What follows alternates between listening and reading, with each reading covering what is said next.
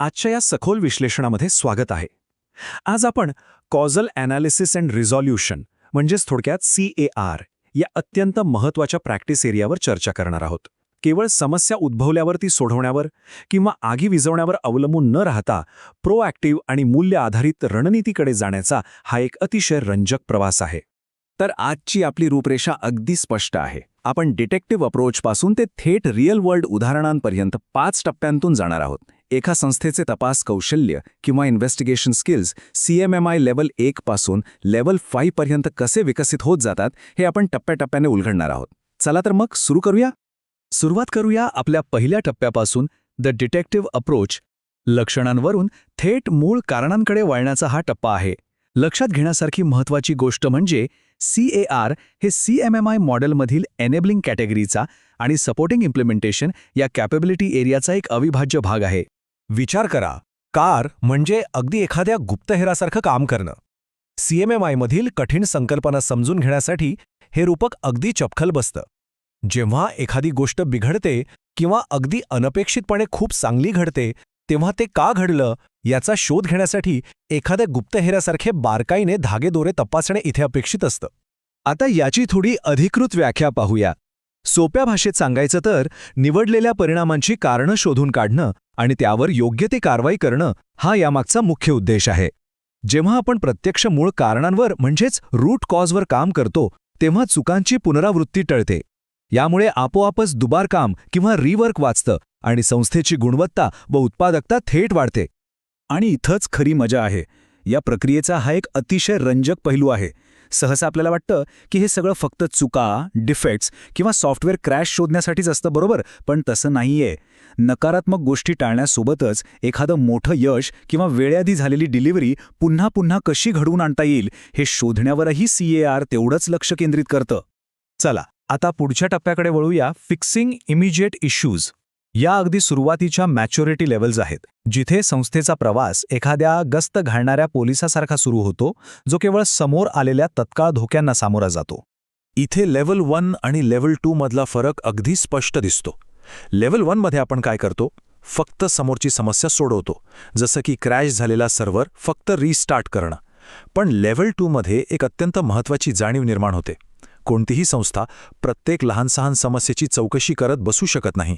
त्यामुळे कोणत्या समस्येवर काम करायचं याचं प्राधान्य ठरवणं खूप आवश्यक असतं.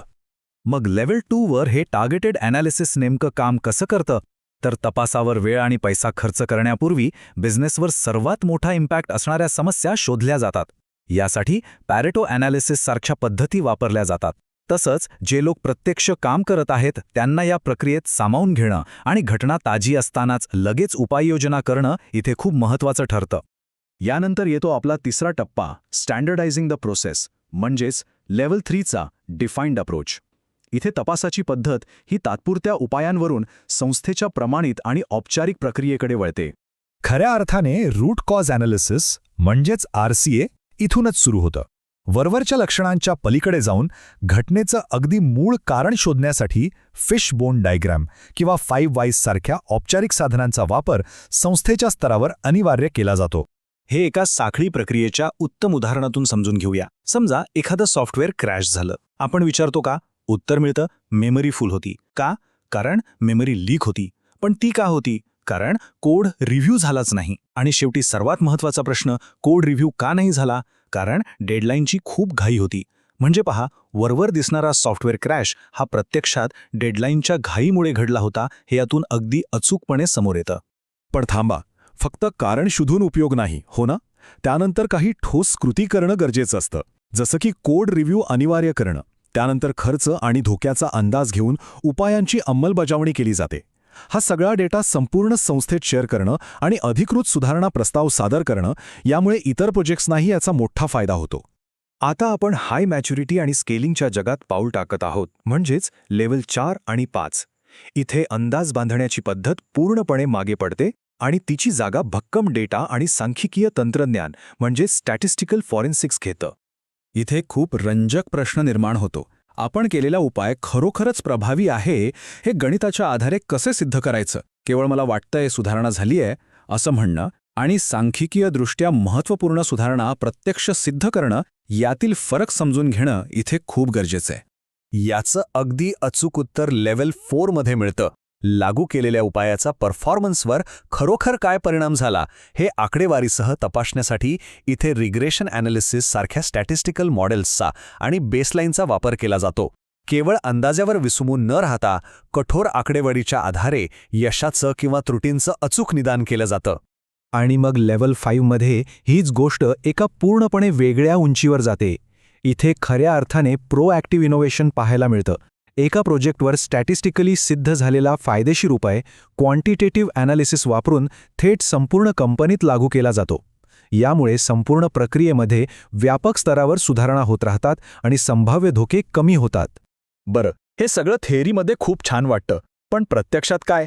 त्यासाठीच वळूया आपल्या शेवटच्या भागाकडे, रिअल वर्ल्ड कार कॉन्टेक्स्ट्स. रोजच्या कामाच्या वातावरणात या संकल्पना प्रत्यक्षात कशा वापरल्या जातात ते पाहूया. कारची सर्वात भारी गोष्ट म्हणजे त्याची लवचिकता. उदाहरणार्थ ॲजाईल किंवा स्क्रम वातावरणात अपूर्ण राहिलेल्या स्प्रिंट बॅकलॉग्सचं कारण शोधण्यासाठी रेट्रोस्पेक्टिव्हजमध्ये याचा वापर होतो. तर दुसरीकडे सप्लायर मॅनेजमेंटमध्ये डिलिव्हरेबल्स आणि संवाद सुधारण्यासाठी ग्राहक आणि पुरवठादार एकत्र येऊन संयुक्त विश्लेषण करण्यासाठी याचा अतिशय प्रभावी वापर करतात. हा संपूर्ण प्रवास एका साध्या उदाहरणातून सांगायचा झाला तर उशिरा होणाऱ्या प्रॉडक्ट डिलिव्हरीचा विचार करूया. लेव्हल 1 मध्ये काय होईल? टीमला सरळ ओव्हरटाईम करायला सांगतील. लेव्हल 2 मध्ये लक्षात येईल की अरे, रिक्वायरमेंट्सच उशिरा मिळाल्या होत्या. पण लेव्हल 3 मध्ये 5 वाईज वापरून शोधल्यावर मूळ कारण समोर येईल की साइन ऑफ प्रोसेस खूप किचकट आहे आणि त्यावर अंतिम कृती म्हणून ती प्रोसेस जागतिक स्तरावर बदलली जाते. मॅच्युरिटी लेव्हलनुसार प्रतिसादात होणारा हा बदल खरोखरच उल्लेखनीय आहे. जाता जाता एक अत्यंत महत्त्वाचा प्रश्न जो आपण सर्वांनी स्वतःला विचारला पाहिजे. आपली संस्था फक्त रोज लागणाऱ्या आगी विझवण्यात म्हणजेच फायर फायटिंगमध्ये वेळ घालवतीये का, की खऱ्या अर्थाने गुणवत्ता, कार्यक्षमता आणि कायमस्वरूपी परिपक्वता वाढवणारी मूळ कारणं शोधत आहे? CARचं खरं सामर्थ्य याच दृष्टिकोनात लपलेलं आहे. या चर्चेतून मिळालेल्या माहितीचा नक्की विचार करा आणि आपल्या प्रक्रियांमध्ये तो सकारात्मक बदल घडवून आणा.